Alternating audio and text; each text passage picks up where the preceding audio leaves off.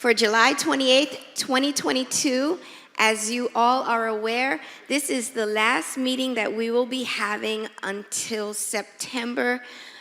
Glad that you all are here. We have a big agenda today, so we'd like to move the agenda along. My colleagues who are joining me are Commissioner Manolo Reyes, like always, from District 4, and Commissioner Alex Diaz de la Portilla. Good morning from District 1. At this moment, I'm going to ask Pastor Thompson of the New Harvest Missionary Baptist Church to join us here to lead us in prayer.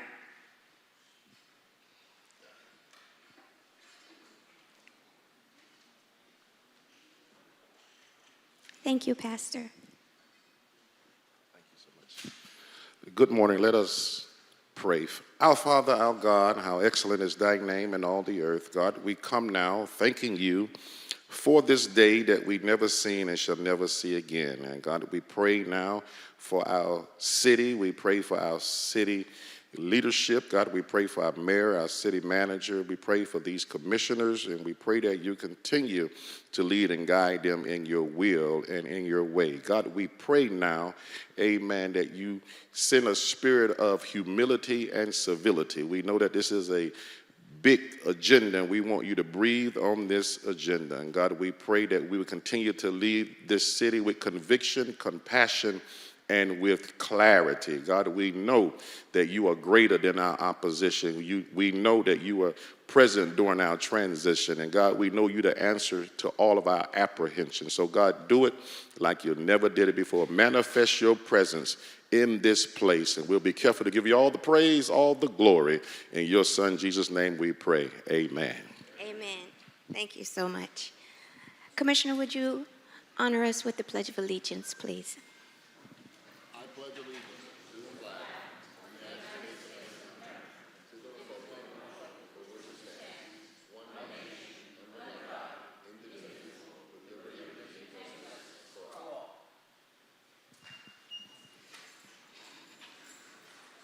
At this time, I am going to ask the city manager if there are any items. What, you want to do your speech first? Okay, before we go to the city manager, I'm going to ask that the city attorney make her statement. Thank you, Madam Chair. Any person who is a lobbyist pursuant to Chapter 2, Article 6 of the City Code must register with the city clerk and comply with the related city requirements for lobbyists before appearing before the City Commission. A person may not lobby a city official, board member, or staff member until registering. A copy of the code section about lobbyists is available at the city clerk's office or online at www.municode.com. Any person with making a presentation, formal request, or petition to the City Commission concerning real property must make the appropriate disclosure required by the City Code in writing. A copy of this code section is available at the office of the city clerk or online at www.municode.com. The City of Miami requires that anyone requesting action by the City Commission must disclose before the hearing any consideration provided or committed to anyone for agreement to support or withhold objection to the requested action pursuant to City Code Section 2-8. Any documents offered to the City Commission that have not been provided 7 days before the meeting as part of the agenda materials will be entered into the record at the City Commission's discretion. In accordance with Section 2-33, F and G of the City Code, the agenda and the material for each item on the agenda is available during business hours at the City Clerk's office and online at 24 hours a day at www.miamigov.com. Any person may be heard by the City Commission through the chair for not more than 2 minutes on any proposition before the City Commission unless modified by the chair. Public comment will begin at approximately 9 a.m. and remain open until public comment is closed by the chair. Members of the public wishing to address the body may do so by submitting written comments via the online comment form. Please visit www.miamigov.com/meeting instructions for detailed instructions on how to provide public comment using the form. The comments submitted through the comment form have been and will be distributed to elected officials and city administration throughout the day so that the elected officials may consider the comments prior to taking action. Additionally, the online comment form will remain open during the meeting to accept comments and distribute to the elected officials. Public comment may also be provided live at City Hall located at 3500 Pan American Drive, Miami, Florida, subject to any and all city rules as may be amended. If the proposition is being continued or rescheduled, the opportunity to be heard may be at such later date before the City Commission takes action on such proposition. When addressing the City Commission, the member of the public must first state their name, their address, and what item will be spoken about. Any person with a disability requiring assistance, auxiliary aids, and services for this meeting may notify the city clerk. The city has provided different public comment methods to indicate, among other things, the public's support, opposition, or neutrality on items and topics to be discussed at the City Commission meeting in compliance with Section 286.0114, 4C Florida statutes. The public has been given the opportunity to provide public comment during the meeting and within reasonable proximity and time before the meeting. Please note, commissioners have generally been briefed by city staff and the city attorney's office on item on the agenda today. Anyone wishing a verbatim record of the item considered at this meeting may request it at the Office of Communications or view it online at www.miamigov.com. PZ item shall proceed according to Section 7.1.4 of the Miami 21 zoning ordinance as temporarily modified pursuant to emergency ordinance numbers 13903 and 13914. Parties for PZ items including applicant, appellant, appellee, city staff, and any person recognized by the decision-making body as a qualified intervener, as well as applicant's representatives and any experts testifying on behalf of the applicant, appellant, or appellee, may either be physically present at City Hall to be sworn in by oath or affirmation by the city clerk, or may appear virtually and make arrangements to be sworn by oath or affirmation in person at their location by an individual qualified to perform such duty. Pursuant to emergency ordinance number 13903, members of the general public who are not parties to an action pending before the City Commission are not required to be sworn in by oath or affirmation. The members of the City Commission shall disclose any ex parte communications to remove the presumption of prejudice pursuant to Florida Statute 286.0115 and Section 7.1.45 of the Miami zoning ordinance. The order of presentation shall be as set forth in Miami 21 in the City Code. Staff will briefly present each item to be heard. The applicant will present its application or request to City Commission. If the applicant agrees with staff recommendation, the City Commission may proceed to its deliberation and decision. The applicant may also waive the right to an evidentiary hearing on the record. For appeals, the appellant will present its appeal to the City Commission, followed by the appellee. Staff will be allowed to make any recommendation they may have. Please silence all cell phones and other noise-making devices now. Pursuant to access to the meeting. This meeting can be viewed live on Miami TV, miamigov.com, the city's Facebook page, the city's Twitter page, the city's YouTube channel, and Comcast Channel 77. The broadcast will also have closed captioning. Thank you. Thank you, Madam City Attorney. Mr. City Clerk, would you please read your statement? Thank you, Chair. The procedures for individuals who will be providing testimony will be sworn in for planning and zoning items and any quasi-judicial items on today's City Commission agenda will be as follows. Members of city staff or any other individuals required to be sworn in who are currently present at City Hall will be sworn in by me, the City Clerk, immediately after I finish explaining these procedures. Those individuals who are appearing remotely may be sworn in now or at any time prior to the individual providing testimony for planning and zoning items and or quasi-judicial items. Pursuant to emergency ordinance number 13903, those individuals appearing remotely may be sworn in at their location by an individual qualified to administer the oath. After you're sworn in, please be sure to complete, sign, and notarize the affidavit provided to you by the City Attorney's Office. Each individual who provides testimony must be sworn in and execute an affidavit. Please email a scanned version of the signed affidavit to the City Clerk at thannon@miamigov.com prior to providing testimony on the planning and zoning item and or quasi-judicial item. The affidavit shall be included in the record for the relevant item for which you'll be providing testimony. Commissioners, are you comfortable with all the notice provisions set forth in these uniform rules of procedures we have established for this meeting? Yes. Yes, Chair may administer the oath for the planning and zoning items. please. Thank you, Chair. Good morning, ladies and gentlemen. Good morning, ladies and gentlemen. If we will be speaking on any of today's planning and zoning items, may you please have you stand and raise your right hand? Do you solemnly swear or affirm that the testimony you're about to give at today's meeting is the truth, the whole truth, and nothing but the truth? And your response is? Thank you, Chair. Thank you. Mr. City Manager, are there any items that the administration would like to continue, defer, withdraw, or indefinitely defer? Good morning, Madam Chairwoman, Commissioners, Madam City Attorney, Mr. City Clerk. At this time, the administration would like to defer and/or withdraw the following items. RE 15 to be deferred to the September 8th meeting. SR 3 to be deferred to the October 27th meeting. DI 3 to be withdrawn. It was a late added pocket item at the request of the chair, but it's being withdrawn now. It might not be on your plasma there. Yeah, it's not on there. Then on the PZ items, PZ 10 to be deferred to the October 27th meeting. October 27th. And then PZs 11 and 12 to be deferred to the September 8th meeting.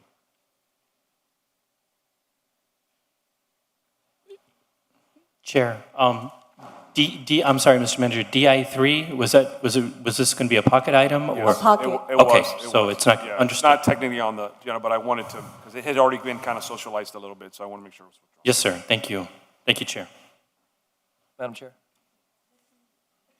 Just a question for the manager. Yeah, I have a question also. Did you say PZ 11 and 12 is being deferred to September 8th? Correct.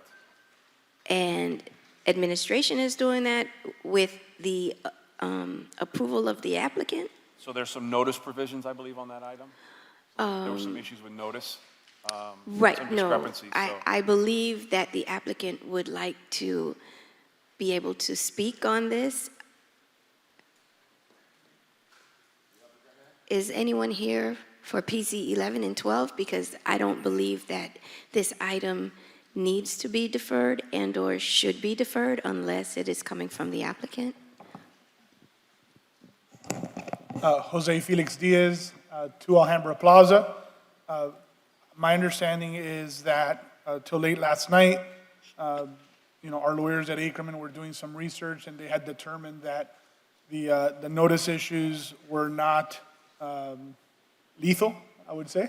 And so I think that they do want to proceed. Question, Madam Chair. It's, as I understand, the deferral was due to the notice issue. You turned your mic on? Oh, is it here that is, There you go. that is on? I don't know. Gotta be closer. No, pull it to you. You can pull it to you. Put it to me. Yeah. Oh, nice. There you Now I have it. Okay. It was because of a notice that a meeting that it wasn't, was on time. My only question is, Madam City Attorney, it is fine the way that, if we're here today, there is no problem? So I'm very conservative when it comes to notice. I think it should be reset. If they have done research and they do not think that it is fatal, then, it would be up to the commission Okay, to decide. What could be the consequences of if you are right? It's appealed and the. By whom? By interested parties that claim that they I don't didn't see get no it. interest, but, And okay. the main issue that was identified was that there was a disparity between the notice the city had been sent and that Okay. the applicant had sent. And what we realized was that there was overnotice. There were 8 people that were noticed by the client that shouldn't have been, so that's why there was a disparity. So we don't think that that should be a problem. That was the one we were most concerned about. So what I am requesting is that the item not be deferred and that we as a body decide whether it should go forward. So I don't want it deferred. If it's going to be deferred, it'll be deferred by this body and we will decide. I agree with you, Madam Chair. I agree. And, I don't believe those should be deserved. Thank you. Mr. Manager, do you have any other items to be? No, ma'am, we do not. Okay, I will start in order.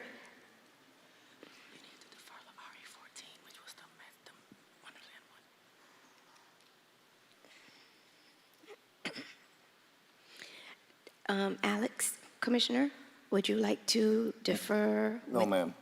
No deferrals. Okay. Commissioner Russell, do you have any? All good, Madam Chair. Commissioner Manolo? No deferral. I mean, I don't have any additional. You don't have, well, I would like to defer PH2 and RE14. PH2, I'd like to defer PH2 to the next meeting, which is September 8th. and RE14. And I'm deferring indefinitely RE14. RE14.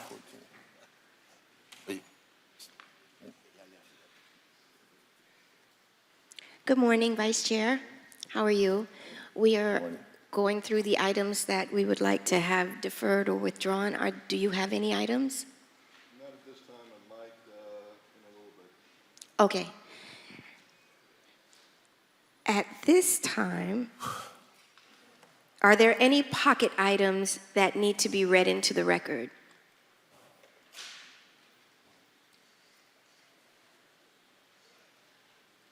The clerk is raising his hand. Chair, thank you. You have a pocket item regarding the Southeast Overtown Park West, an agreement, Second Amendment to the 1983 interlocal agreement.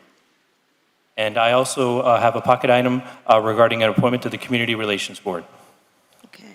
So PI1 and PI2? Okay. Any other pocket items? Commissioner Carollo, are you thinking of any pocket items today? Do you have pocket items today that you want to address now? Okay. Systems there. There you go. There you go. Yeah, I might later. Let's see how the meeting goes and how much time we have. Thank you. So at this moment, I need a motion to accept. Move it. Second. All in favor? Aye. Aye. The order of the day has been set, and I believe at this time it is appropriate to begin our public comments. Okay. Anyone here who would like to speak on the items that are on the agenda, please step forward.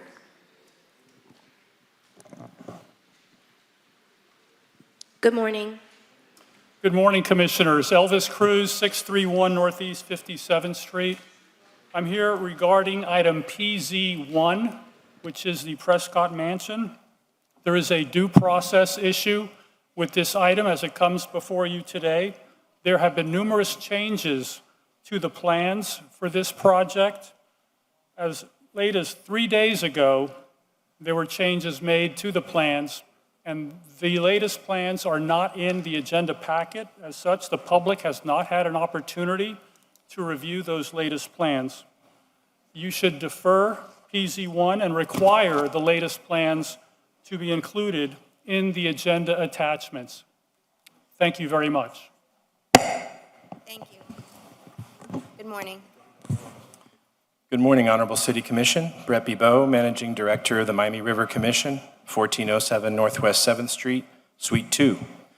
I appreciate the City Clerk's current assistance in distributing copies of the Miami River Commission's advisory recommendations with attached restrictive covenants and letters of intent regarding 4 agenda items. In order to summarize the recommendations into 2 minutes, I will provide the following condensed version. RE4 and RE5.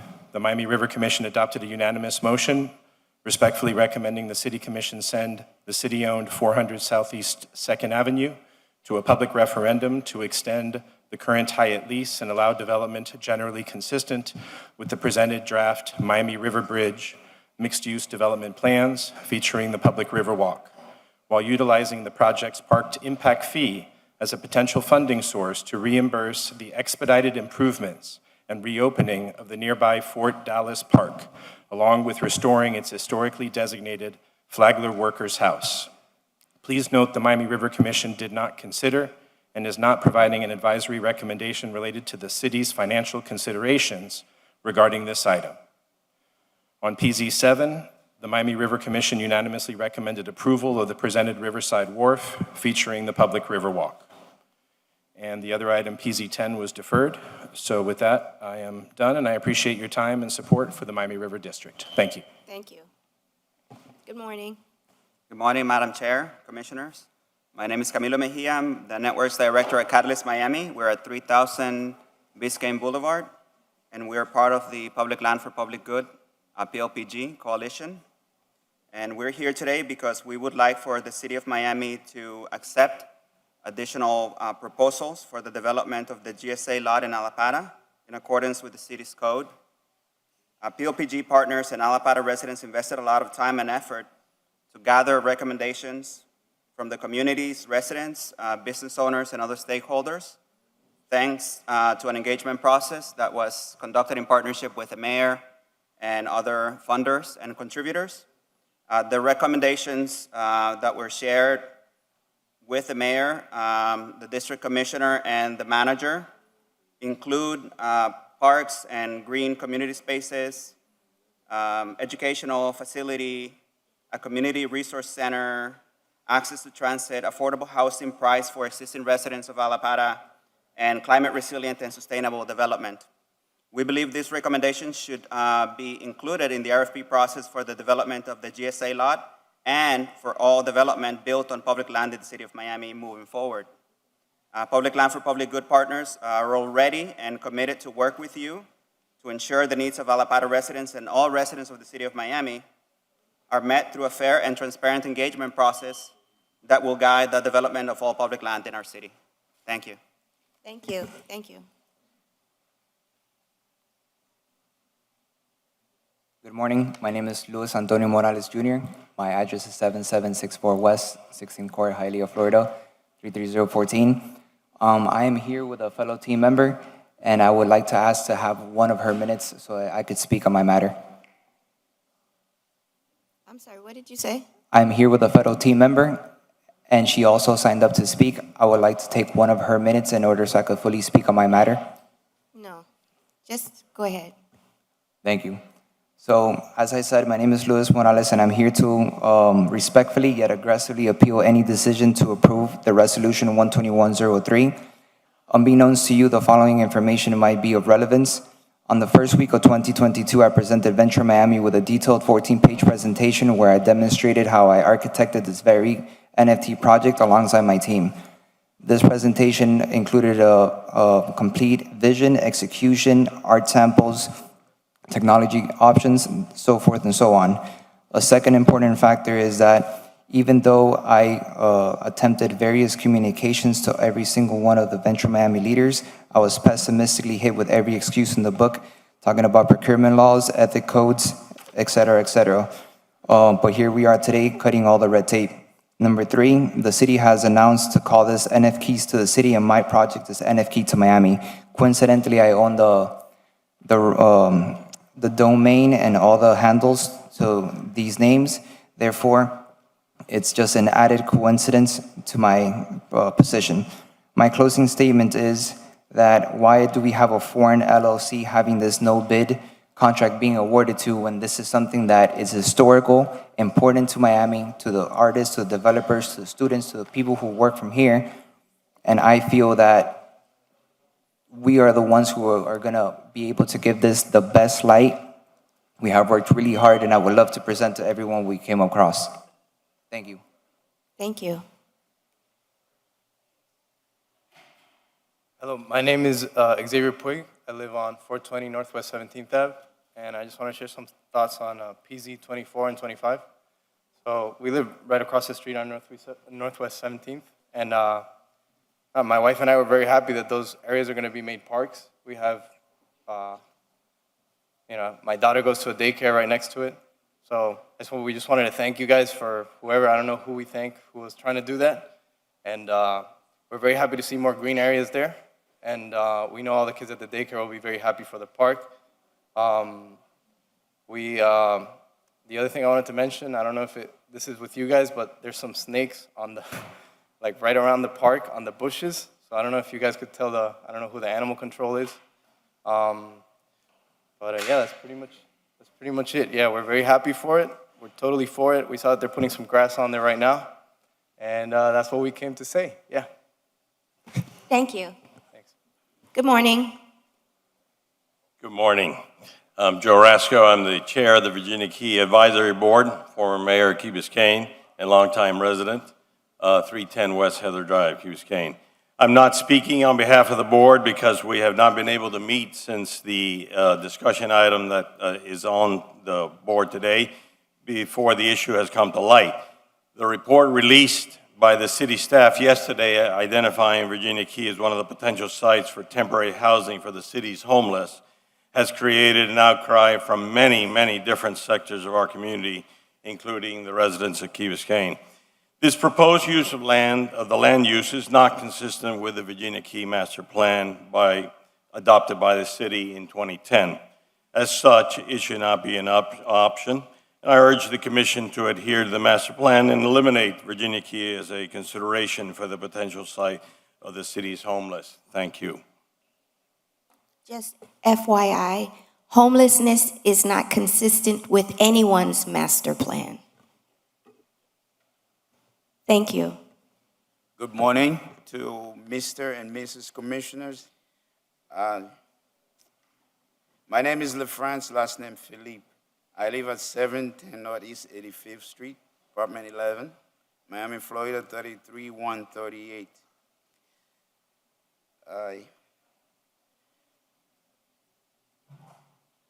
I worked at the Hyatt Regency for 40 years, as all over. This development will be good for both the city of Miami and the current Hyatt hotel workers.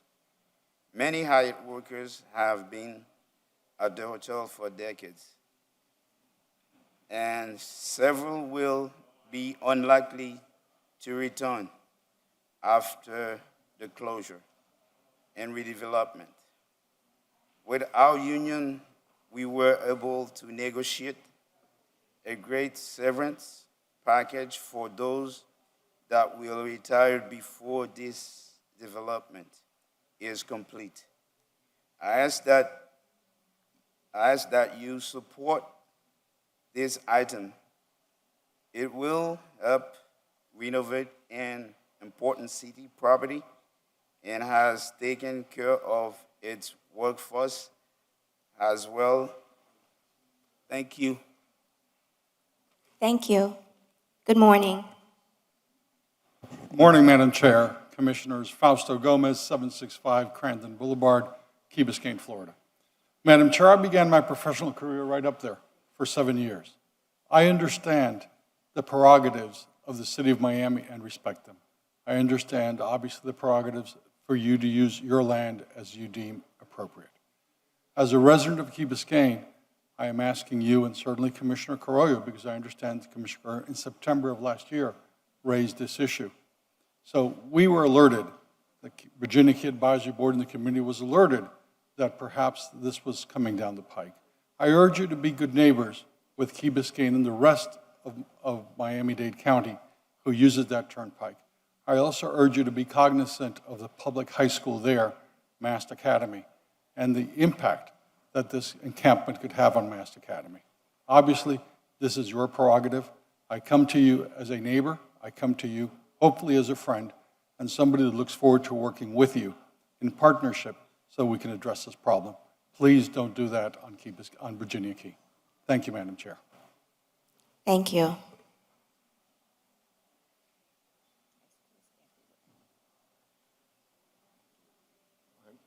Good morning. Good morning, Madam Chair and Commissioners. My name is Mike Hill. I work with Unite Here, Local 355. We represent the workers at the Hyatt and have for a while. We're here to speak in favor of RE5 and the redevelopment plan. We do think this is a good example of how development should be done in the city. They are compliant with the city's labor peace policy, and we have an agreement in place to protect those workers. Like LaFrance just said, he's been there 40 years. You have folks in this city that have worked here for a really long time.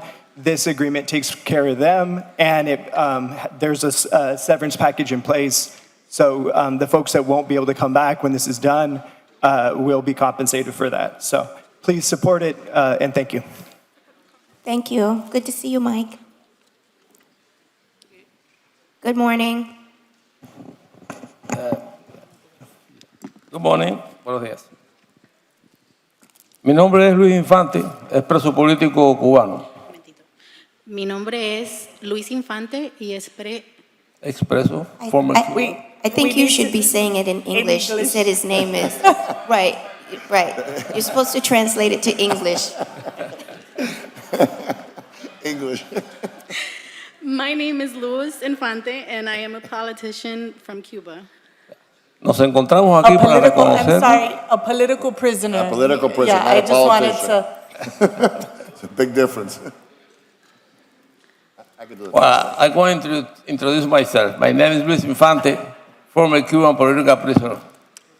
Nos encontramos aquí para reconocer y agradecer We find ourselves here to recognize and to show our gratitude las atenciones que ha tenido el comisionado Joe Carollo for the attention that Commissioner Correa has had con nuestra organización with our organization, Presidio Político Histórico Cubano, former Cuban Historical Political Prison, fundada por expresas y expresos políticos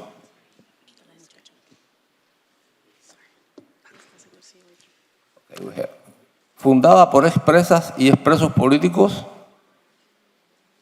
founded by expresses, politicians, de la que soy presidente. Not politicians, prisoners. Prisoners. I could do the translation if you want. Former Cuban political prisoners. Señor, Commissioner Alex Diaz de la Portilla will do the translation. The translator is stuck in traffic. Thank you for your help. He'll finish the translation. I think with all due respect, Commissioner Carollo, who's been sponsoring this event and fighting for this issue for a number of years now, I think he should do a translation. Commissioners, I think she is the new, you're the actual translator, right? Yeah, I'm the translator. Yeah, she just got here. They switched off really quick. Okay, we'll go ahead and let her do it. Okay. Okay, my excuse for all of you for this inconvenience.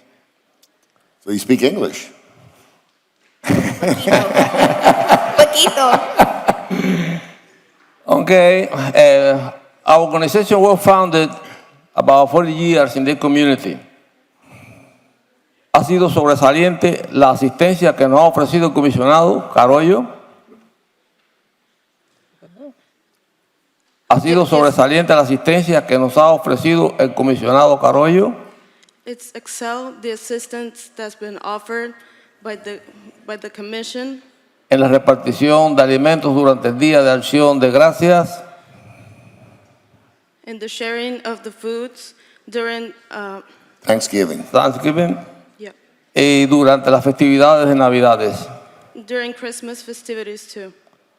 Durante la temible pandemia del virus COVID During the mighty pandemic of the COVID virus y la construcción de un monumento and the construction of a monument que enaltece la lucha del pueblo cubano that enlightens the fight of the country of Cuba contra la tiranía castrista.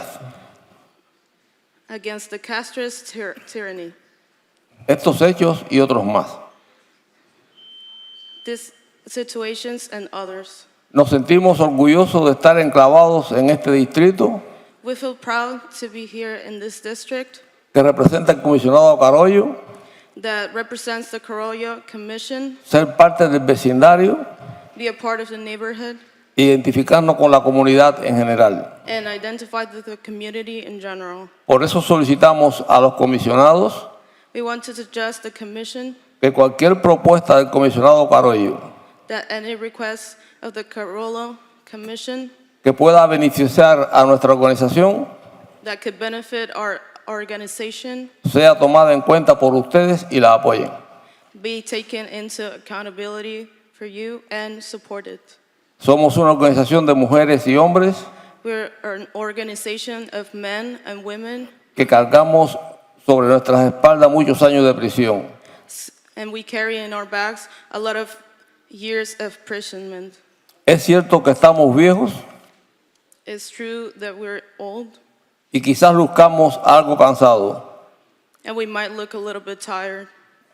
But you don't know something? We don't give up. Thank you very much. Gracias. Want to get something on the record. For those of you that speak Spanish, I don't think I need to say this, but for those that don't, the gentleman never stated nor repeated the words the Carollo Commission. That was inappropriately and erroneously translated. Good morning. Good morning. My name is Annie Lord. I'm the Executive Director at Miami Homes for All, 3250 Southwest 3rd Avenue. And we're also, Miami Homes for All is also a member of the Public Land for Public Good Coalition. And we're here today to request that this commission accept additional proposals in addition to the unsolicited proposal for the redevelopment of the GSA site. This would be consistent with the code, which, upon the receipt of such a proposal would provide a period that would allow for additional proposals to be submitted. We're eager for a competitive bidding process because we think that's what's best for the city. We think that gives, the most benefit to the city, to the residents. And we also hope that the commission will communicate, the commission and the administration will communicate to any proposer, current or future, the Community Insights report that was developed in partnership with the mayor and other funders and this was a community engagement process with the residents and business owners in Allapattah. And that Insights report includes several recommendations for the redevelopment of that site.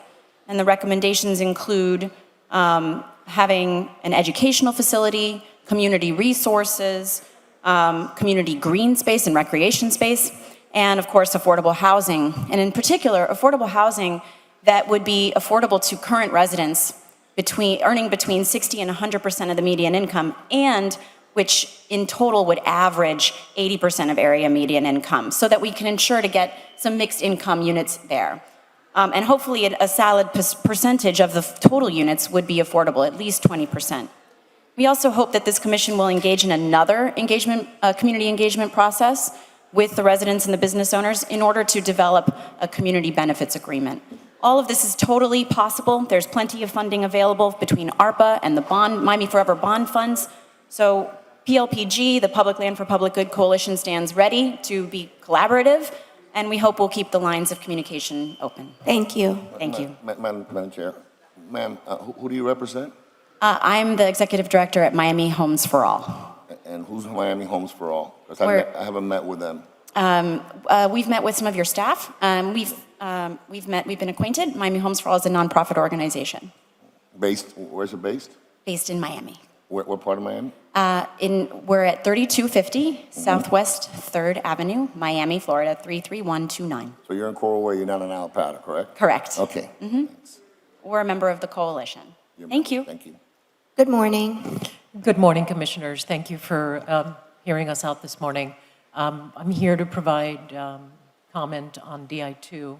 I'm not here to speak on whether homeless individuals should receive services. I'm here to speak specifically on the item that references Virginia Key as the optimal site. This is a city park. It's not an isolated area. It's a heavily used area. It's an area that provides services for our community.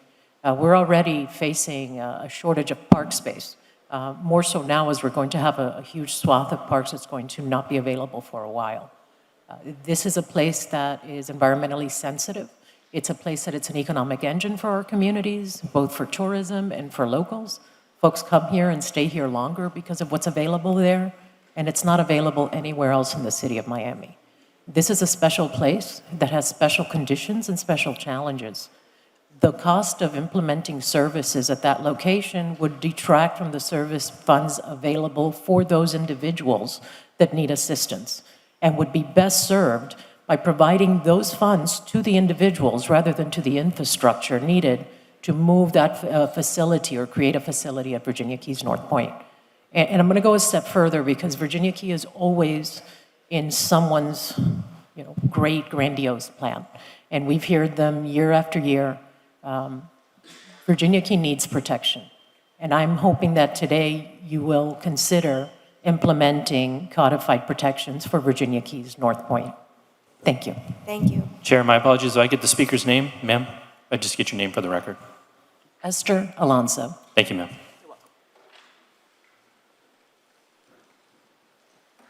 Good morning. Good morning. My name is Oliver Toulousma. I'm the Equal Justice Works Fellow at the Community Justice Project. Our address is 3000 Biscayne Boulevard, Suite 106, Miami, Florida, 33137.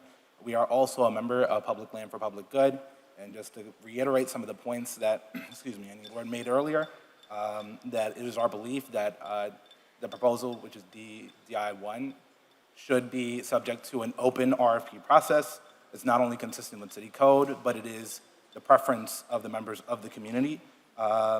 That includes, some of the things that they've asked for are green spaces, community resource center, bike trails and amenities, and most importantly, affordable housing. Annie kind of went over this earlier, but affordability meaning residents who earn 60 to 100% of AMI within the area, and includes units that are rent to own and sized to fit multiple generations, so multi-generational housing. We believe that all these requests are reasonable and achievable with the resources that the city has at its disposal. Thank you so much. Have a great day. Sir, sorry, madam. What's your address again? 3000 Biscayne Boulevard, Suite 106, Miami, Florida, 33137. That's not an Alpata either. That's correct. Okay, thank you. Good morning. Good morning, Commissioners. My name is Diana Perez. I am the Director of Operations and Marketing at the Virginia Key Outdoor Center. The Virginia Key Outdoor Center is actually in the location of the Virginia Key parcel that is going to be discussed today in the discussion item in regards to the transitional zone. This area is being considered basically to be a homeless village for the chronically homeless. I would like to ask the Commission, why is an area that is so ecologically fragile, why is an area that is approximately a 6-mile walk or a 6-mile bike ride or a 6-mile bus ride to any of the services that these individuals would need, why is that being put on Virginia Key? It is a 2-mile walk. It is a 2-mile bike ride from the nearest bus stop. This area is kind of an ecological treasure. You have tourists that come here every single day. You have residents that enjoy it. So my question also poses, why did the public learn about this on Tuesday night through social media? Why was the proposal PowerPoint not presented on the agenda? Thank you.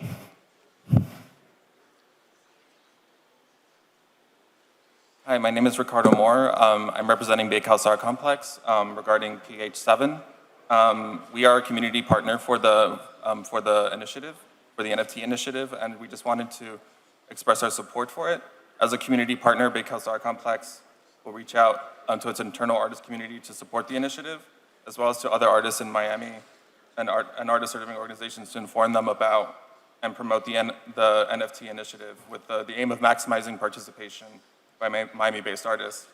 We will make available to our facility to promote and celebrate the initiative, and we believe that this proposal would help support NFT creation with city artists and help raise revenues for artists and our organization. I would like our board chair, Jason Corman, and 2 of our artists to speak briefly. Thanks, Ricky. Good morning, Commissioners. Good morning. Jason Corman here, Chairman of Bakehouse Arts Complex. We're here to speak in support of PH7, which will be a platform for NFTs that will help create value for the artist community in Miami, and particularly Bakehouse over time. We've been here in Wynwood for 35 years, creating a community of artists and creating vibrancy where people can make art and actually turn their art into vibrant lifestyles. We have a medium-term plan for creating affordable housing, and this initiative will help us deliver that more quickly.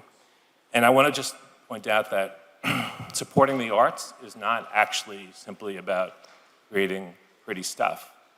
It is about creating a vibrant community where people can express their creativity and actually create economic vibrancy for themselves. So we ask that you please vote in favor of PH7. Thank you. Thank you. Hello, good morning. I am also speaking on PH7. My name is Tara Long. I'm a 4-year artist in residence at the Bakehouse Art Complex. I've been researching and participating in crypto, Web3, and NFTs for the past 3 years. I currently run a team of 8 artists and developers. We're about to release a generative NFT collection called Divine Nymphs, and we can't wait to share it with the world and you. I recently spoke with the Bakehouse about this project, and I think the initiative is a great way to elevate local artists working in the digital space. Not only will the opportunity bring visibility to our practices, but it will also create a way for us to generate income from selling the work on the platform. With the cost of living as high as it is, it's important for the city to help contribute to economic sustainability for local artists through initiatives like this one. Thank you for your time. Good morning. My name is Javier Lujan. I'm also an artist in residence at the Bakehouse, and we're here for item page 7. I've also been working in the crypto space, and not only for my personal art, but also with organizations, working with local artists and partnering to provide support from their sales to local coral reef organizations. So there's a lot of positive impact that the supports, and the city of Miami should support more initiatives that provide opportunities for artists and local communities to leverage new technologies. Thank you. Appreciate it. Thank you. Hi. Morning. Hello, Commissioners. Thank you all for having me. Hi, Chairwoman King, Commissioner Russell. Good to see you guys. So I'm here as a member of the Bayside Historic District to talk about PZ1, what we know as the Prescott lot, what the developers refer to as the Moss Cady lot. And I just want to talk about my support for this initiative.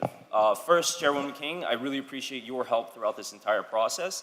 I know we kind of threw you in the fire with dealing with this, but ultimately I think this is going to be the best thing for our neighborhood. Already Victor and his team have been helping us with on the resiliency issues, our seawall, a number of other infrastructure issues that I know you and your office have heard a lot from me about. In addition to that, though, I think it's going to be important for helping the resiliency of the neighborhood, the property values, and just ultimately improving our neighborhood to be a better place and a more welcoming place.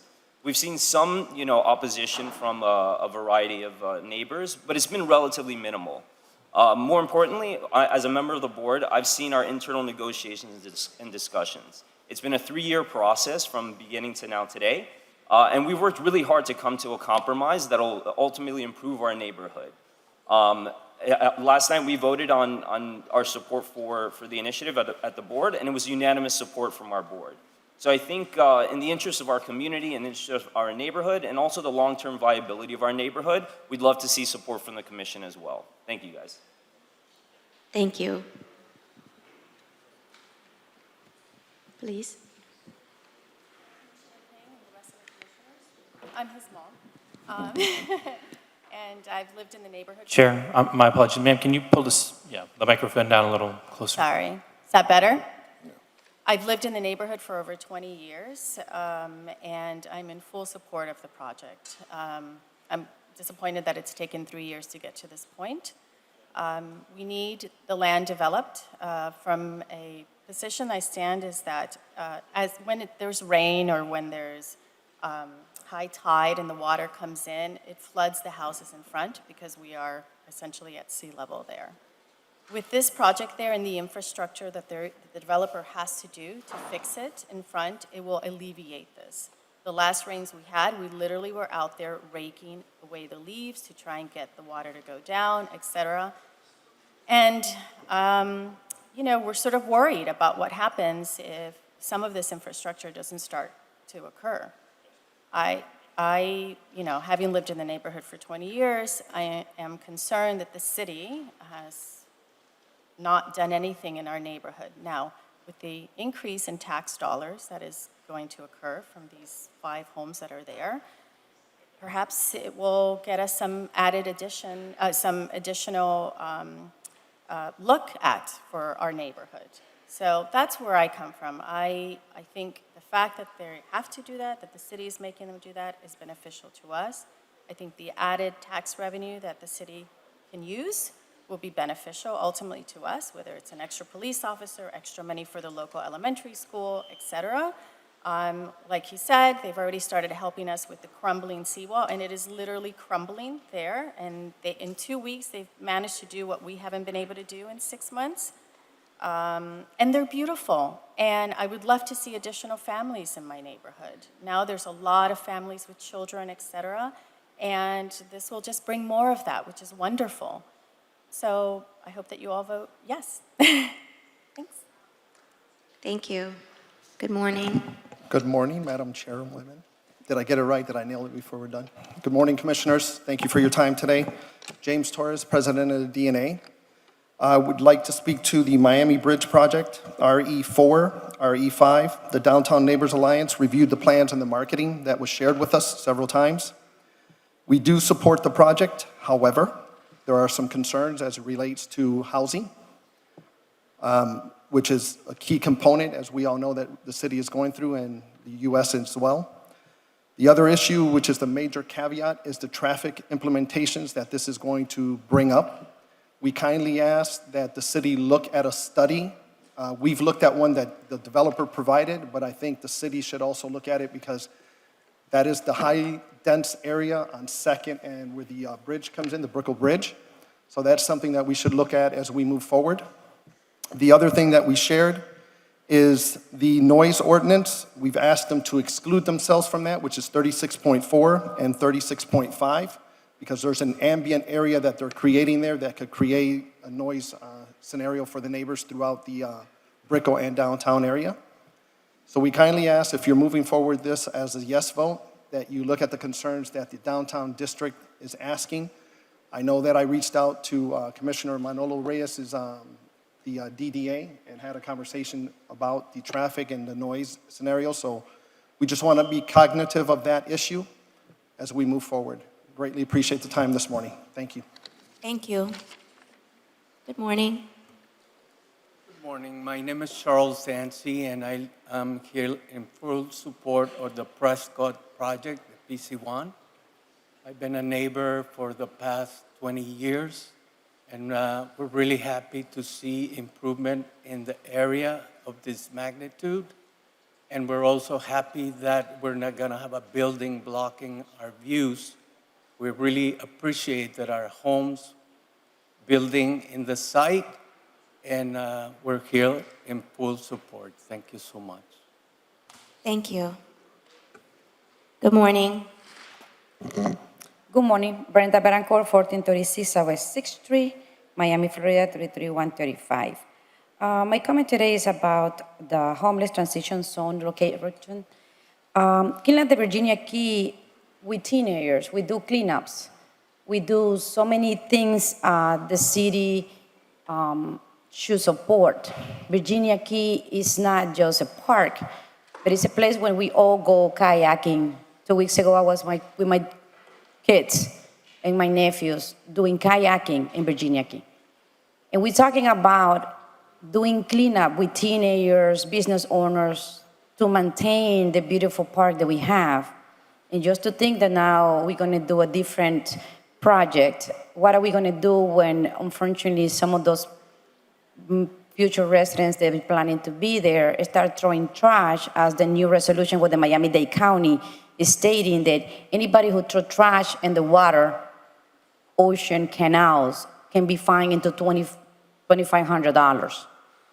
So the city is going to be responsible for those individuals who does trash as well, because we have to think about the whole picture. It's not just about relocating persons that they are, unfortunately, have that situation. And we keep doing the same thing over and over. We give over $60 million to the Homeless Trust. And if you calculate that between all the homeless that we have in the city of Miami, you can give them over $100,000 each every year if you're just going to do individual. So just to please keep in mind that that park belongs to all of us, the city residents. It's tourists that come, yes, but this is our park.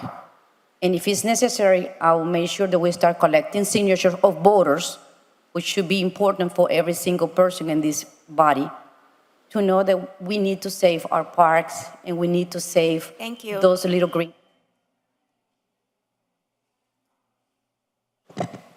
Good morning. Good morning, Madam Chair. Commissioners. Steve Warnick, address at 320 Miracle Mile, Coral Gables. Here on behalf of Goldman Properties today, and item PZ4, speaking in support. These are some minor amendments to the NRD 1. Wynwood continues to be an economic engine for the city of Miami. As things change in the world and in Miami, it's an opportunity for continued economic development, job creation, and public-private partnership. That's really what this Wynwood Neighborhood Revitalization District is. I think there's some just very minor changes between first and second reading that we've been talking to staff about, just clean up amendments with some zoning application. Other than that, I think it's a great improvement to the NRD 1, and we appreciate your support. Thank you. Thank you. Morning. Good morning. Louis Marzabeti Garza, homeless at Peacock Park. I will make it quick. Last meeting, Federica Wilson brought over the COVID-19 memorial, and all of a sudden came out of the woodwork a bunch of people wanting to take from the ARCA account. And we are the homeless, and all of you are talking about us, and we would hope that you would speak directly to us. He is handing out the flyer that we made, luckily through the good graces of the library, free for the homeless. That being the case, number two, item 2. Last week you had 12 million allotted to seek homeless youth with insecurity housing so that we can traffic them. Beyond that, the foster care program, you had 700,000 program so that we can accelerate the trafficking of children. And you had 1.6 million PACE for girls so that they can be trafficked also. I will ask you, and I say this directly, that to Joey Fleckus and all the Pulitzer Prize winning journalists, you are doing a disservice to this community by not making quite clear what is going on in the city of Coconut Grove and also at Coconut Park. Also being the case, speaking about human trafficking, under the NFTS, which is PH7, I would strongly recommend that you do not pass PH7 because this is all money generated from human trafficking. And since it is being sponsored by Mayor Suarez, and he was called over to the World Economic Forum up in Davos under the auspices of Charles Schwab, I would truly not pass PH7. And my last item is the flyer that I handed to you. Friend or foe, Trump or Joe, choose ye this day to help patriots save the children. We are the Homeless Alliance of Peacock Park, living ever spiritually serene. I suggest that you try x22report.com or in Rumble and weknow.news. And my final item, if I may. Thank you. Very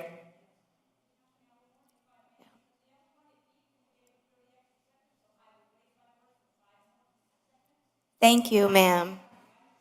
Thank you.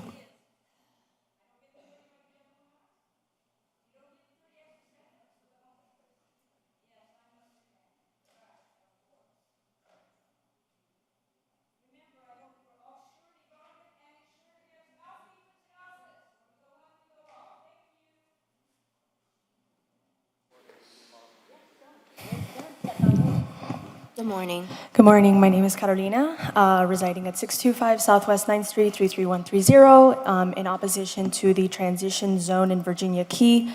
Being a tourism professional and this affecting the tourism industry, I don't find it particularly beneficial really to any parties. I'm not sure that this would help people experiencing homelessness. As previously mentioned, it is about a 2-mile walk or bike to the nearest bus station. So how would you propose that they would be able to get to the locations that are about 6 miles away to get the needs that they need? We also need to preserve our ecological treasures in Miami, and we have a serious lack of green spaces here. We have a lot of open spaces in Little Havana that could be parks, and I think that we really need to preserve and think about the environment and just come up with a better solution. Thank you. Thank you. Good morning. Ladies and gentlemen, my name is Maria Elena Rodriguez, AKA Miss Kitty. I am a resident of Peacock Park for more than 12 years, and I am here concerning the agenda that we had discussed a couple of months ago concerning the buffers that were destroyed and a wall of flowers that I wanted to put up to keep the pedos out of the park. I have personally taken out 3 pedophiles that were in this park. And I had spoken, well, my sister actually spoke with Mr. Russell concerning coming and we can discuss this and see how we can work it out so that we can protect the children from the park. We've made several attempts, and yet Mr. Russell went to the Barracuda and had a big event, and we're literally across the street. And there was no time made for us so we can discuss the issue. This is very important to me. Now, on top of that, we have a situation with the sailing club where we have machines and equipment that has been in such disrepair, and I've brought it up to different people from the park to fix it, and nothing's been done. And I have a vet that needs to be on one of the machines, and it's in disrepair. I just wanted to make a mention and see what can we do to protect the children in this park, because like I said, back and forth between fixing this the sailing club, Coconut Grove Sailing Club, and taking care of the children in this park. Like I said, it's important. It is very, very, very important to me. Thank you. Thank you.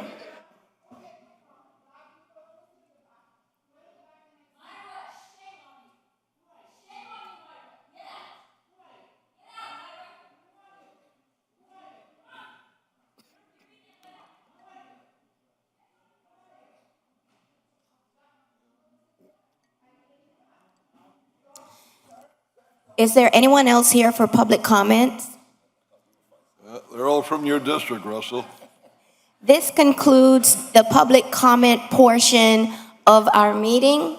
Public comment is now closed. At this time, colleagues, do any of you want to discuss any of the CA items? Would you like to pull any of the CA items, Mr. Vice Chair? I would like to pull and discuss it separately, so we could vote on it. CA 13. CA 13. Ken, I thought we had a city ordinance that parks are closed, no one's supposed to be in them from 10 p.m. to 7 a.m. Do we have signs at Peacock Park to that effect or not? Yes, closed at sunset. Well, lady says she's been there for 12 years, and There's one exception. So within the lit areas for sporting, it often goes till 9:30. And that part of Peacock Park that's lit for both the basketball courts as well as the baseball field goes till later. But yes, there is a prohibition on. look, these two ladies here that claim they've been living there for 12 years, at least one of them did. The other one, when I was city manager at Doral, she lived over there, so there's no way she was living here for 12 years in Peacock Park.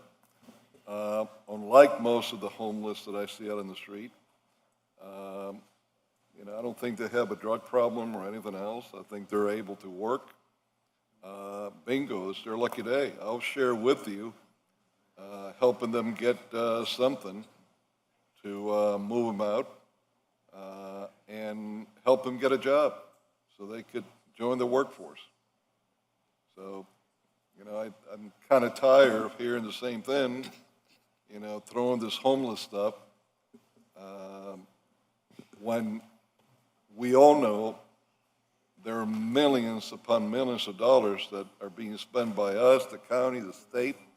And I found out today, thanks to Ron Book and the local paper, that they get 41 million extra from the feds. So I don't know why they should be living at any park, but at least I'm glad that they're well-dressed and so on. But these are the people that, if they want to, certainly can be helped. They're not burned out from drugs. So I'm willing to be there and help and getting them out of there. Thank you. Madam Chair, just a brief response. Yes, go ahead. Thank you. Commissioner Croy, I agree with you that the resources are there and they're not always spent in the right way. I remember as a child in the 1970s, people living in Peacock Park, and it's quite similar now. It's a quiet group and not causing trouble. Police are very aware. I think we have the same interest in helping the homeless get to the next step in life, and that whether that's shelter and into job and into housing. We may just disagree on some of the methods of where and how. But I think the spirit of what we're trying to achieve is the same. So I look forward to working together with you on this more. Okay, now, Thank you. Commissioner Diaz de la Portilla, are there any CA items that you would like to pull for discussion? No, ma'am. No. Commissioner Russell, any CA items you'd like to pull for discussion? No, thank you. Okay, so may I have a motion? I'll move the CA items, Madam Chair. Oh, okay, Second. And Chair, my apologies. Except CA 13. CA 13 has been pulled for discussion. Yes, So ma'am. I have a, And just for the record, Commissioner Reyes would like to co-sponsor item CA8. okay, Say CA 8. Yes. and I'm a co-sponsor for CA 9. Or a sponsor, it doesn't have a sponsor. Okay. All in favor? Aye. Aye. Motion carries. CA 1, 2, 3, 4, 5, 6, 7, 8, 9, 10, 11, and 12 have passed unanimously. Okay. Vice Chair, you'd like to discuss CA 13? Yes, ma'am. In the interest of this meeting, because it's our last meeting before our recess, and it is quite a hefty agenda, may I hold you to 15 minutes for comments, each of us? Yes, And then, I don't think I need that much. great. I move that we get 3 minutes just like that. They get two. Okay. Well, one more. Not 15, one more. This is an item that has been around since 2013, went to a referendum. None of us that I know ever voted for it. So we inherited it. But I remember from reading that when it went to referendum and the statements that were made in the media was that they were going to tear down Scotty's Landing, Chart House, so that they could build 3 new restaurants. A Shula's, some kind of upscale Peruvian restaurant, and a pub that was going to be built there. All that I'm seeing now is that I'm getting a modified wharf. And I'd like to know how much money are we going to be losing? How much did we make before when Scotty's Landing was there, when the Chart House is there? How much are we losing now? And what we're approving, is there a cutoff date by when they have to build a restaurant there? Not an outdoor stuff that is very inexpensive to do overall. Yeah, Commissioner, we can get you the economics behind the modification. Included in the package is we did negotiate an increase in the gross rent based on a tiered revenue stream for the temporary use, right, which is intended to be at a maximum of 7 years. We have had a conversation with them with regards to a firm date on when the, we'll call it brick and mortar structure has to be erected on that site. And it's within, I believe, Rick, confirm I believe it's 24 months after the temporary use? Yeah, I think it's 22 months, 24 months. On Brickell Avenue? That's correct. I think yesterday socialized with the commissioner's offices 2 years from the end of the date of the temporary use out there, that there would be a temporary or final certificate of occupancy for the formal restaurant that was set forth in the RFP. Okay, but when you're saying, and I'm missing, not quite understanding what you're saying, that 2 years from the time of the temporary permit for this place, the Coconut Grove Wharf, you're going to have brick and mortar restaurant built there? A temporary or final certificate of occupancy for that brick and mortar formal restaurant, correct. Okay, and that's going to be different than this? It'll be consistent with what was proffered in the Okay, RFP. but what you're telling me is that within 2 years, you're going to have a brick and mortar restaurant built there. 2 years, so the amendment that's before you sets up a period of time for the temporary use. That's 7 years, what I That's understand. right, 7 years, and so we will have a temporary or final certificate of occupancy for the brick and mortar 2 years after the end of that 7-year period. 2 years after the end of Correct. 7 years. Correct. So we're looking maybe 9 years. This started on 13. You know, it seems to me, Richard, in all fairness, Right. that outside of your fees that they're paying, they ran out of money. And this is why we're not getting restaurants there. And, well, no, I don't think that he's getting that much, that Commissioner. he affected that. Commissioner, I think this has been, and I've said this to a number of people, the process of developing this site has been a PhD in real estate development and in law. Everything that could have occurred has occurred on that site. Issues with getting easements, FP&L, undergrounding, litigation at the very beginning. And so I think in that referendum, we committed to like $17.8 million. And I think the city has been very understanding. Absolutely. And have we taken as a city accounted to all that. But, I mean, Richard, to have to wait 9 years and then who knows he'll be here then, and then what they'll come back with, it's not fair.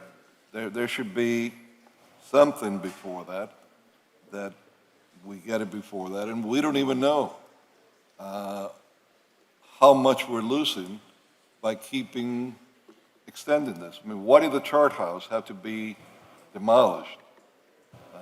Where I can't go eat my sliders anymore. They were excellent with a great view.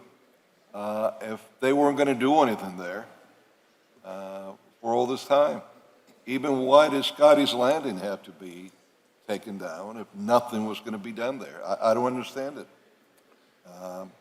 We've been in a continuous battle of development out there since 2015. Frankly, I think while that certainly took into account some time, it has not taken into account everything else, especially why the next 9 years to get a brick and mortars built there. I mean, this was approved by voters that we were going to have something there. I mean, what you're telling me happened in the past, now we're moving forward. 7 years, temporary permit, and then 2 more years. We know how inexpensive these wharf type of places are, the kind of monies they can make. So conceivably, we could be here 9 years later, and they don't have what you're promising today. Who knows who'll be here to keep track of it. And in the meantime, they made a killing in 9 years there, and we've gotten chump change in one of the best waterfront locations that we have in the city. And I'm being asked to vote for this without being given actual numbers of what we were getting before and what they're promising to give us now. Not to mention, what the voters approved upon. This is not what the voters approved whatsoever. So Commissioner, we will get you those numbers, the projections, because the revenue share is higher with this temporary use than it is on the brick and mortar restaurant, number one. Number two, what they replaced Scotty's Landing with, it's already open, it opened this past week, is significantly better, much bigger, will generate a much higher revenue stream than Scotty's Landing ever generated, and the proof of it is it's open, it's out there now. So you get a sense of what's coming. There are also some nuance to this temporary activation because it's not a wharf. It's a significant upgrade to what you have a vision of the wharf being on the river. Well, I use that loosely. No, I know. I don't believe they're going to have some of the type of cooking facilities You Yeah, have no, the wharf. the F&B for the temporary activation is significantly more, a significant upgrade to But that. if you're telling me that they're going to be paying more Yes. than what we were getting before, why didn't you guys give that to us so we could see it? You might know Yeah. that, but we don't. I'll give you the actual number. It's in there. The percentage breakdown is in there, but we'll certainly provide you Yeah, some but, detail you know, on the history. Percentages doesn't tell me a lot. What tells me a lot is what the final breakdown is. No, it's a percentage of an actual number. It's a percentage of sales, and the tiered percentage change is based on an actual number, a physical Okay, number. Larry, you're the CFO. You're going to put your job on the line and tell me here that we're going to get more money out of this than what we last got from Chart House and Scotty's. Larry Spring, Chief Financial Officer through the Chair. Commissioner, what I will provide, as you requested, the comparable from the old lease, yes, there's an emergency going on, to the new lease. But what I will put on the record right now, based on the new tiering and performance by the operator, right now the current lease calls for 5% overall gross revenues on those sales. We've now moved to a tiered system, so at up to 10 million, we would stay at the 5 million. 5% of gross revenues. From 10 to 15, we jump up 25% to 7.5% of gross revenues. And then the final tier, anything over 15 million goes to 10%, which is actually double, or basically double what we would normally be receiving under the existing approved by the voters lease. Well, so what I will do is put together some projections so you actually see physical numbers on that. What you're telling me now are pure projections, not. Yes, right. They have to perform. Actual numbers compared to what I asked and the manager first said. You move away from the plank and jump back into the ship with your answer. Now, how do we know what this is going to bring in dollars? To reach an amount of over 10 million, they have to do quite well. To reach 15, so the percentages you're giving me and the higher numbers, they might never meet.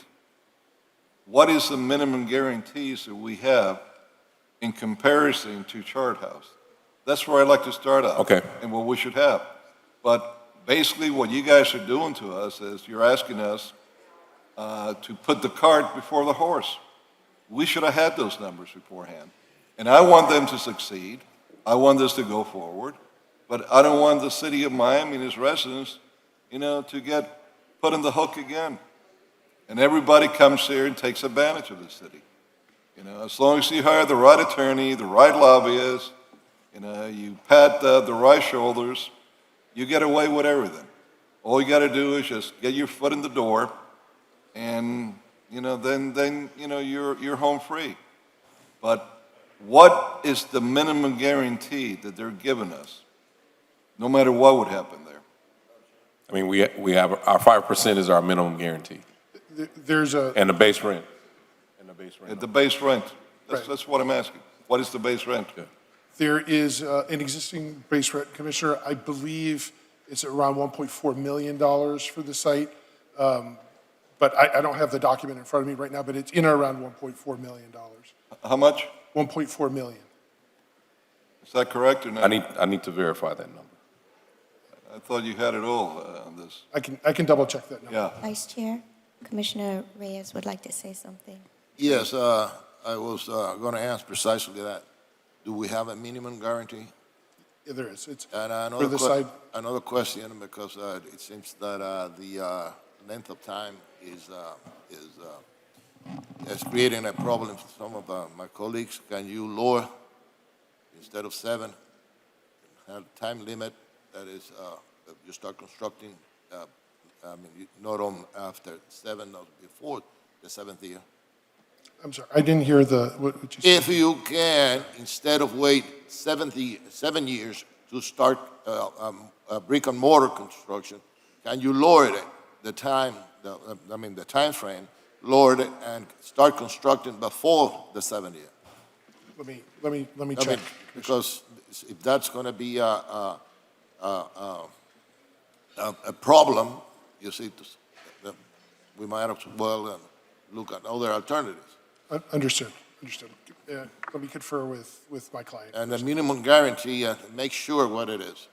We will double check that number immediately. Let me check and see. In the meantime, can I ask Larry, besides confirming the 1.4 he gave me, also confirm what was the minimum that Chart House and Scotty's had to pay us? But Yes. can you do it now before we vote? Yeah, I'll go Not run it next right week? now. Okay. Absolutely. Thank you. Would you like to move on to some other items? Maybe we can clear up until they Well, come back? That is what I need, yeah, I think we should. And then the only other question I would have from the attorney is, why are they needing 9 years before they're done? Right. Even though I think what you're offering, I think I can go along with it. I just want to see the minimums that they're giving. Yes, and Commissioner, you see, and with all due respect, when we talked about projected revenues, we do that with every single business. Yeah, I mean, but we just. the minimums is a different story. The minimum is a different story, and I think that every single one of when we lease our land, or there is a business that should have a minimum guarantee. Yeah, and that's the difference, because projections, some, are reasonable, but when you get into certain amounts, while it sounds good, they might never meet those amounts. So while we wait for staff to get the information, are there any PH items that you would like to pull for discussion? Okay. Any of the PH items? PH items. Vice Chair? Let's see, PH2 was deferred. I don't believe I see any here on the PH.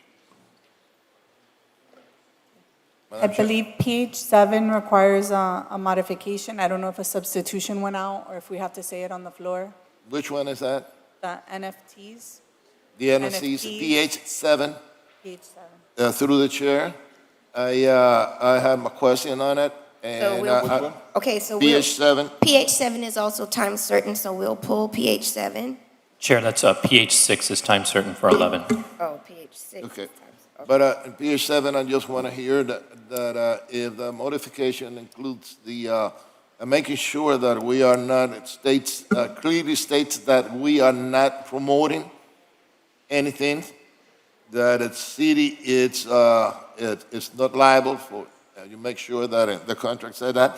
And the key component of selling the key that we spoke, that is have been stricken out.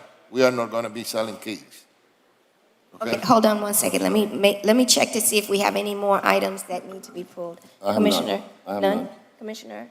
No items. But I Okay. will Hold on. PH7 is the one with the former keys?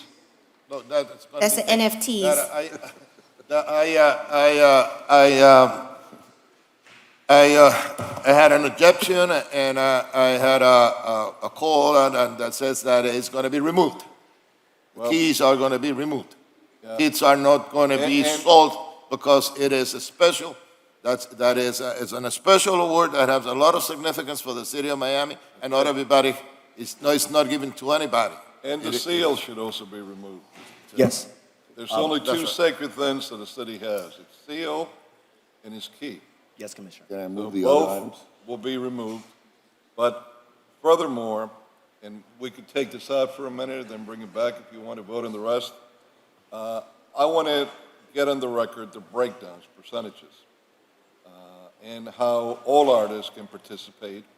And I want to limit this more to Miami-Dade County only, not all of South Florida.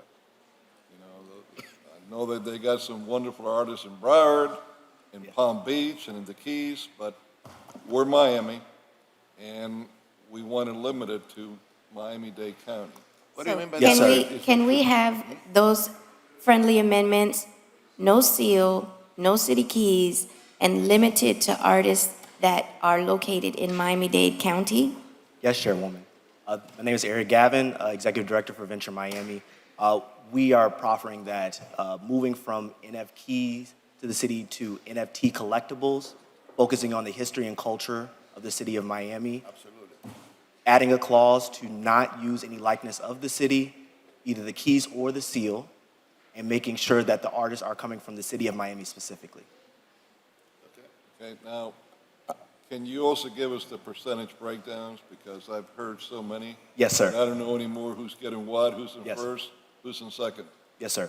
So in the initial sale, there will be a percentage breakdown of 50% to the city of Miami, of 10% to Bakehouse, of 25% to the artist, and of 15% to Time. And then 50% of time? 15% to Time, yes. And then in secondary sales, it is the exact same breakdown, but with the 10% in royalty. So in subsequent sales, there will be a 10% royalty that is taken out of the sale, and the same breakdown that I just gave, 50% to the city of Miami, 15% to Time, 10% to Bakehouse, and 25% to the artist will be given again. And the 10% that's taken out in royalty will be going to whom? I'm sorry, say that again. The 10% on the resale Yes. for royalty, who Yeah. would that go to? So that 10% goes to the breakdown that I just described to you. But who So- receives it? Oh, who receives it? So in the marketplace that's being established, there will be sales that go from myself if I sell to Chairwoman King. If she then sells it to you, Vice Chair, then those 10% will be taken out of that secondary sale and given in the percentage breakdown that I just described. Gives it back to the city, Bakehouse, the artist, and Yes. Time. Time. yes. that 10% will be That- split among Okay, so the 10% is what's going to be split. split The 10% is what is going to be split. How about That the was from the other- secondary. of the secondary sale. sale. But how about the other 90%? The other 90% will go to the person who sold it. The person that buys it, in other words, the person that buys it, Yes. the first buy, we get 50%. The city gets 50%. Yes. Now, the person sells it, Yes. and then 10% of that sale, it is divided again. It divided again. Okay, that's Correct. fine. I have no problem with it. Even though usually where you make the most and, on these, and where people pay more is in the resales than on the original sales. Correct. And we're being left out, instead of getting 50% of the whole, now we're getting 50% of 10%. That is true, Commissioner. So in these. But you wouldn't be able to get 50% from, I bought one, and now I'm selling it to you, in the money that I make because I purchased it. You can't have You took the 50% risk. of mine. The first risk is the one that. Right. It is a matter of risk. Yes. Who takes the first risk? That's As, why, as a purchaser and a subsequent seller, I would object to even giving away 10% of mine. Are we being held Mostly. harmless. whole, that if there are any suits, problems, securities and exchange commissioned, Is the city indemnified? Yes. who is that identifying us? City attorneys are currently working through the agreement with Time. We are not involved in the advertisement, as Commissioner was pointing out earlier, or any type of putting forward of the NFTs, collectibles at all. Is mostly, what we're talking about right now is the percentage breakdown of the revenue that's generated from the NFT sales. Okay. Right, so the Yes. indemnification is as, what we're going to be proposing is our ironclad indemnification that either Time or the participants or, that we are Les. indemnified as, the same, That's- same type, excuse me, sir, same type that as we did with Miami County, that we are not. if that is how you choose, as tight as that. I want the city to be completely protected, absolutely protected. Thank you. I agree, Commissioner. Thank you. We have a time. Last but So- not least, the artists.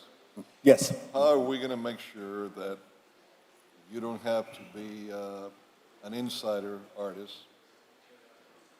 from the Bakehouse or whomever to get into this and be able to do drawings and be chosen? So we specifically went with Bakehouse because they have a long track record of working with other artists and creative organizations to make sure that the artists not only come from Bakehouse, but are sourced locally within the city of Miami. And those artists will have the opportunity to be a part of this competition, as it's put, in order to be chosen by Time ultimately. Time will be making the decision lastly, but Bakehouse will be sourcing artists from across the city in order to participate. Also, Do Commissioner? we have, as a city, the right to recommend or choose X amount of artists? I mean, you got up to 5,000 here. Yeah, so there's 5,000 NFTs, and the number right now is about 56 artists that are chosen for that. And yes, we have the ability to perform. Commissioner, I had that concern as well because I'd like to see that artists from District 5 are represented, and I was assured that I would be able to make recommendations for artists from my district, and I think that we all should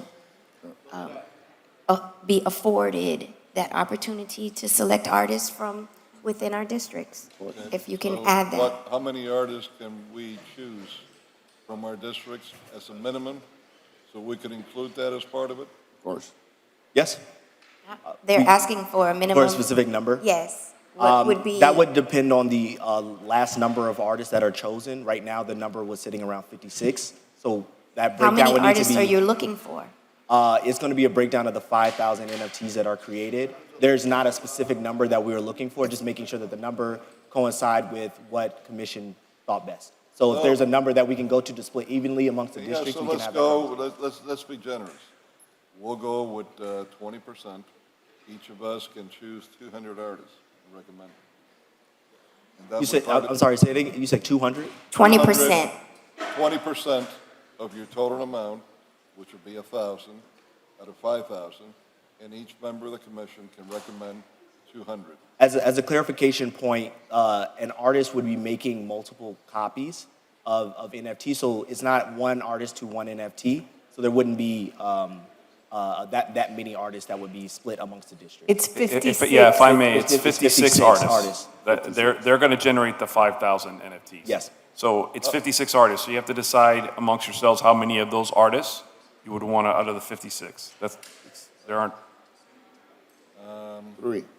I think that at least many artists do you know? 5 apiece, 25, That's right. would be a fair number.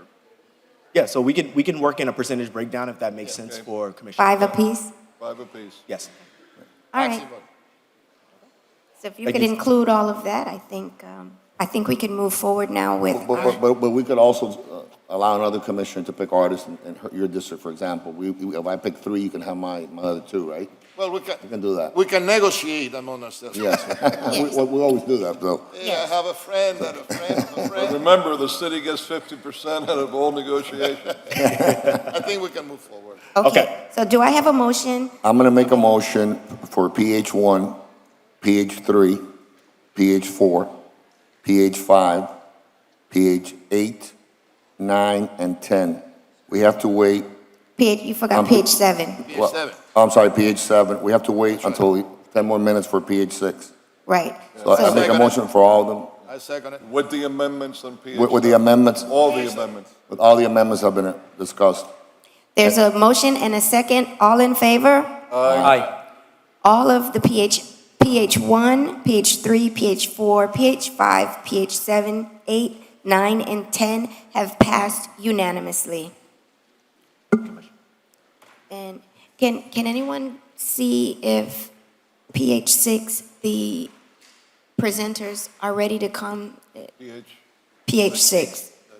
It's- Madam Chair, we can begin the presentation already, we just can't vote on it until Right, but after 11, they're no? here for the presentation. Actually, this time certain was as a courtesy, I believe, to the mayor's office for certain dignitaries to be here. Are they here? They're here. Is what I'm asking.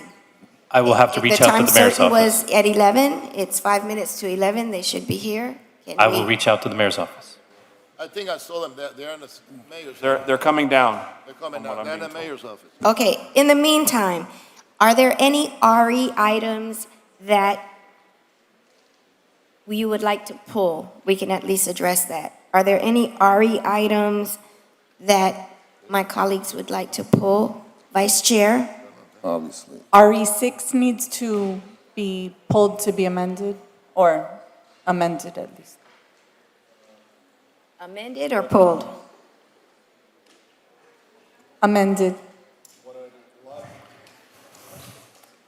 What I'd like to do, Madam Chair, is items that are going to take a lot of time and discussion, is leave them for the end. Right. So we could, at the end of the meeting, so we get through Okay. a lot of the stuff. So the one that I believe in the R's is going to take some time is going to be RE4 and RE5. Okay. I want, Madam Chair, if I, just point of information for Madam City Attorney, RE6 was substituted. Yes, a And substitution with a went breakdown out. of the funds that will not A substitution went out to all the commissioners clarifying the amount of money for the clarify project the amount of money and where it came from. and the funds used, full and of- that it's full of not funds. matching. It's just So you want to pull, anything. would you like to pull I Ari? believe, I've gotten information that I asked for, and all the money that is there to, You have to it? my information, Yes. is money that either you had under your control to spend any way you wanted sir. to, and a little bit of money that was from years past that was saved precisely for this. That's right. So I have no problem in going forward. with it. And some, I have want to inform that, given the, working with state, with State Representative Avila and Senator Rodriguez, we obtained 1.7 million from state funds. Well, this is a very worthwhile organization, so I commend you for putting this together. Thank you, sir. Thank you very much. So are there any other RE items that we think need to be pulled? Not that I know.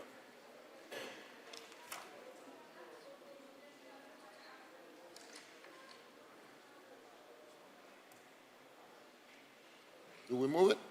Wait a minute, we're checking. I don't Amen. believe so. Okay. And so- I have a Jennings.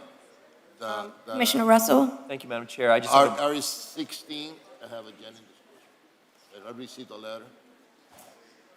I have a Jennings disclosure on RE16. Okay? Commissioner Reyes, you don't have to, not on RE16. I'll mention, that one doesn't require Jennings. Okay, but just to be safe, it's better to be safe than sorry.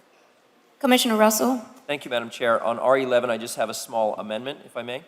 Okay. So the city is shoring up the neighboring property is shoring up the seawall, which neighbors have been waiting for, and they'll be using a section of the green space for staging. We've negotiated with the developer to have a minimum 20-foot access for residents of green space down toward the water within the limitations of safety.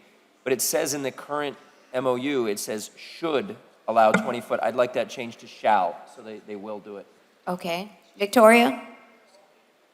That RE6 was the RE11. one. No, RE11. Yes, no, RE11 is fine. I thought you were asking if there No, was anything he else. wants to make an amendment to change the may to shall. Yes, That's fine? yes. Okay. Anyone, anything? Mm-hmm. Mm-hmm. In RE17, Mm-hmm. for some quick discussion, because Okay. we're setting precedent on both of these. One, it's a simpler one, because it's a global agreement. Right, the global settlement and the money comes to the city. And the other one, I'd like to discuss it a little longer. Okay, so do So you- both of those need to be, I apologize, I saw that 16 and 17 need to be an amount mitigation, so they'll need to be pulled. Yeah. Okay, all right, so for now, we have only the two, right? I think we resolved, Yeah, RE4, RE5, and then RE16 and 17. okay, so do I have a motion? I'll move. A second. All in favor? Chair. Wait, No, Yes, hold on. I'll move with with RE11 as amended. Right, I'll move all the remaining RE items. You want me to list them? What is it, Todd? And just for the record, RE1 also needs to be amended as well. RE1? All the remaining RE items with RE1 and RE11 being amended, as amended, And RE6 was a substitution. and RE6. 1, 6, and 11 will be amended. Okay, and we're pulling 4 and 5. And 16 and 17. and 17. So I have a motion and a second. All in favor? Aye. Motion carries unanimously that RE 1, 2, 3, 6, 7, 8, 9, 10, 11 as amended, 12, 13, 14, 18, and 19 have passed. Yeah, correct. Madam Chair, I apologize, but Oh, and I'd like to, as Commissioner Reyes did, I'd like to carry over my Jennings disclosure from the last meeting. Do I? yes. So as always, Commissioner Reyes is right, and he reminded me that RE16, but he had already made a Jennings disclosure, I thought, last time, but if not, just in case. I did as well at our last commission meeting, but I just want to reiterate that I did make a Jennings disclosure for RE 16 and 17. Thank you so much. I see now that we have our time certain. Chair, just for the record, Yes. RE14 was indefinitely deferred. Yes. No. RE4, oh yes, RE 14 was deferred. Was deferred. It was indefinitely deferred, yes. Yes. So RE 14 And R15. and RE 15 were We're both deferred. deferred. 14 and 15 were deferred. Correct. Okay, yes. I see now that we have our time certain, 11 o'clock. Which was 7? That is Before we get, PH 6, Miami Venture Scholarship Program. Is there anyone here that would like to speak on behalf of PH 6? Good afternoon again, Commission. My name is Eric Gavin, Executive Director for Venture Miami. I'd like to give some space for dignitaries of the respective colleges and universities in order to speak on behalf of PH6. Okay, will everyone be speaking on behalf of PH 6? Yes. Okay. Todd, could we put the timer to 3 minutes? We'll allow everyone 3 minutes. Thank you so much. Good morning. Good morning, Madam Chair, Commissioners. I'll take less than 3 minutes and yield some more time to my colleagues. I wanted to say thank you for your support of the Venture Miami scholarships. We know that talent is the economic driver, and if we don't have the right training programs, we don't make sure that everyone in the city of Miami has an opportunity to pursue these high-wage jobs, high-demand jobs, it slows down the economy. And at Miami-Dade College, we're focused on building paths to prosperity through enhancing education training opportunities. This scholarship does just that. And I want to thank you for your vision, your leadership, and your support to ensuring that we open up more opportunities to the residents in the city of Miami to ensure they pursue post-secondary education. And that means high-quality credentials like certificates, associates through the bachelor's, and beyond. And I'm proud to stand with my colleagues in the entire education ecosystem to work together to advance the impact and talent of our community. So thank you for your support. Thank you.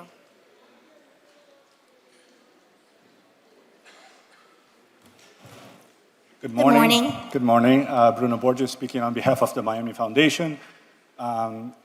We fully support the development of a strong tech ecosystem in Miami, but more importantly, a tech ecosystem that is inclusive and offers opportunity to everyone.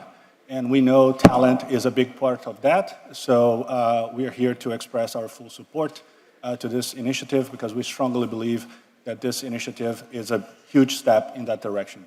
So thank you very much. Thank you.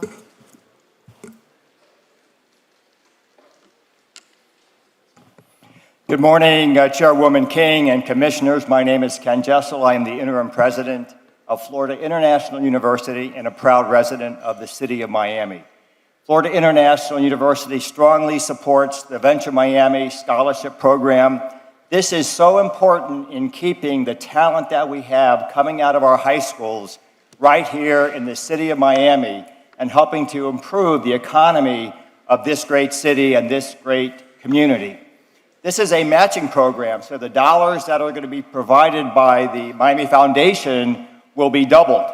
And we have so many students that have great need, and this will go a long way in ensuring that they have access to a quality higher education degree in critical areas for this community in science, technology, engineering, mathematics, business analytics, and of course, nursing. So we are very, very proud to partner with the City of Miami, the Venture Scholarship Program, the Miami Foundation, and my colleagues from the other educational institutions that do so much to serve this community. Thank you.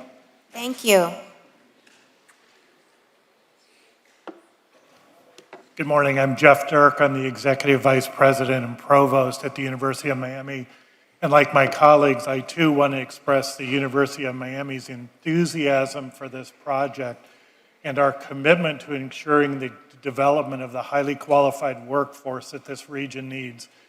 This is a very innovative and groundbreaking opportunity for not only the University of Miami, but the City of Miami to provide and demonstrate innovation and leadership for new educational models and partnerships, not just between the academic institutions, but foundations and the public sector and the private sector to really focus on the creation of the next generation of STEM graduates, the foundation of which this city is built on and will be built on in the future.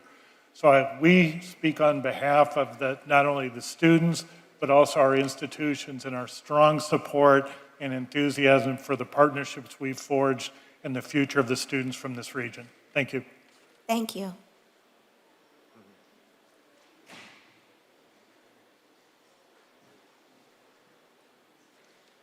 Good morning. I'm Jacqueline Hill, Provost and Executive Vice President at Florida Memorial University. I want to thank you, everyone, for this opportunity for us to strengthen our pipeline into the STEM industry. Our students are underrepresented in the STEM population. This would provide us an opportunity to support the endeavors as well as to give to the community in regards to the STEM workforce. So thank you for the opportunity, and we are in full support and appreciation of this opportunity. Thank you.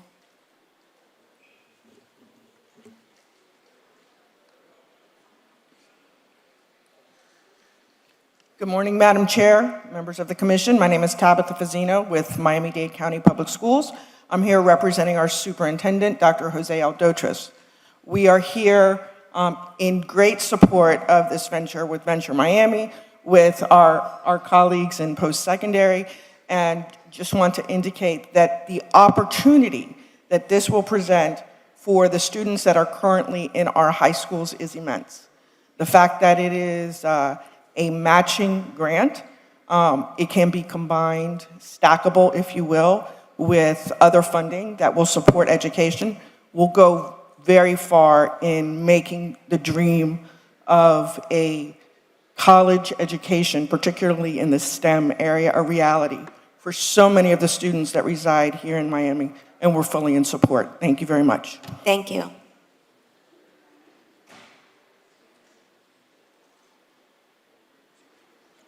Hello, Commission, again. Eric Gavin, Executive Director for Venture Miami.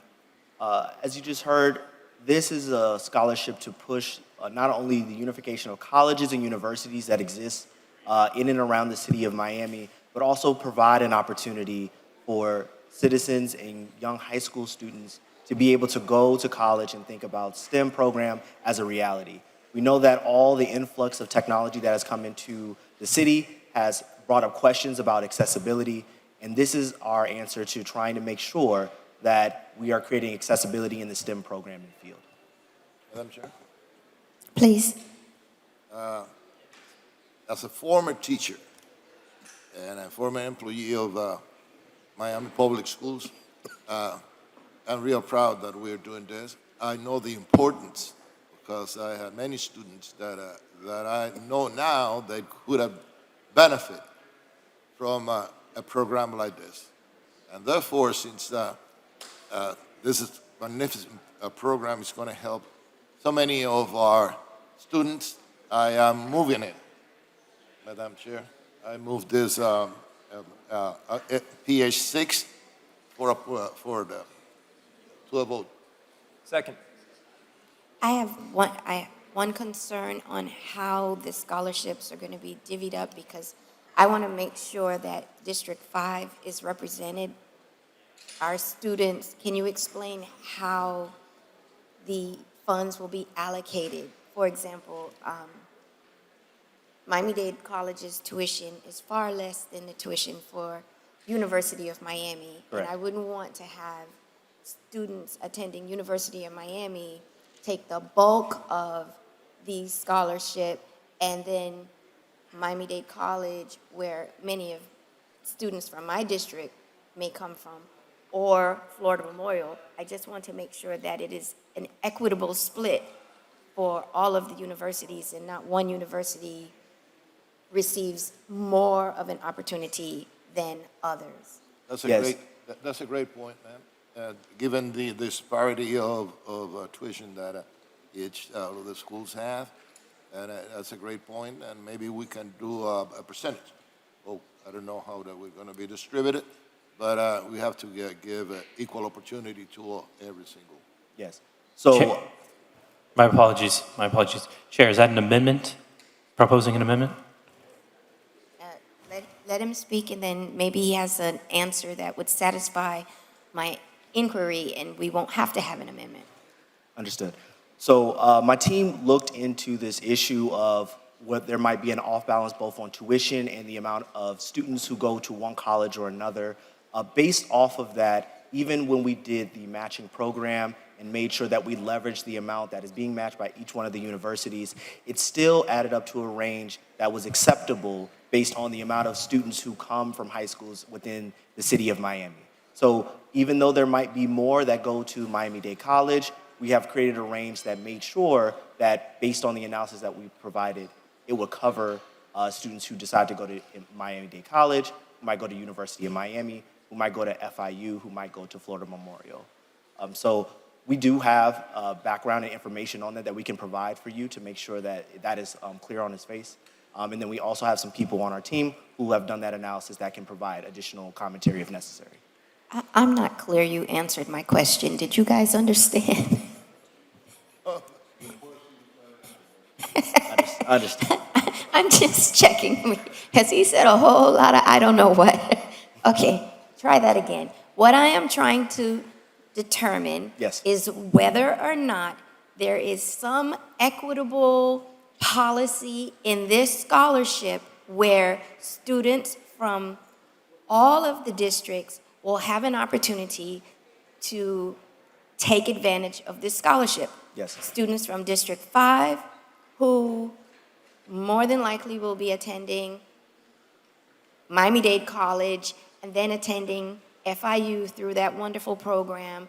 And some of our students will definitely attend Florida Memorial College. I want to make sure that there is enough of the scholarship and that it will not be taken up by higher tuition institutions like the University of Miami. Yes. Where you could easily eat up the funds, and I want to make sure that each district in the city of Miami is represented, that students in District 5 have the same opportunity. I don't want them to try and obtain this scholarship and be told, we don't have any more money. The $500,000 that we have put towards the fund within Miami Foundation that will be matched by each one of the universities will cover all of the projected high school students that will be graduating and decide to go to the respective universities. So that students who are within your district in District 5 can make a decision if they want to go to MDC or FIU or University of Miami, and there's still enough scholarship funds that are there. We're going to follow on with additional efforts to make sure that over time we manage and think about how we grow the fund to make sure that we can encompass more. But as it stands, the analysis that we have done, we can cover all of the students with follow-on funding, because it is follow-on funding, not first after FAFSA, follow-on funding to make sure that they are covered in that, so that no student is left behind in that respect. Madam Chair, if I may try to clarify this. Scholarship is going to be a set amount. It's not going to be. Yes. It's not going to be a full tuition. If a student decides to go to University of Miami and applies for this scholarship, it's going to get that set amount. And it just will be the same and if it applies to a FIU or any other institution. Is that right? That it would be a set amount no matter what school they went No to? matter the school they go. No, it would be variable based upon which school they ended up choosing. Oh, that's, your Because there's a concern. tuition difference. Because of the That's- tuition that's difference your based The on. difference in with the this. tuition. And why do you decide that instead of a set amount? Why do we decide that instead of a set amount? So that we can make sure students graduated debt-free. Okay, and that is a good answer. Yes. That's a good answer, but that limits also, that limits the amount of students that are. Yes. Madam Chair, I also wanted to point out, and I think this may address your concern, each school matches, like they each have an amount and then to this, so each institution is separate, has its own separate program. Madam Chair, Keith Carswell, Senior Advisor to City Manager for Venture Miami and Economic Development. To perhaps answer your question specifically, an analysis was done looking at the number of students that actually attend or matriculate to these universities. And let me clarify, this is intended to cover the last gap after a student exhausts all their funding that's available, either Pell Grants or Pfizer or even the college prepaid program. So this is to cover the gap in terms of the tuition. Based on the number of City of Miami residents that attend the University of Miami, FIU, Florida Memorial University, I can tell you when the analysis was done, there are more students more residents from the City of Miami that attend Miami-Dade College.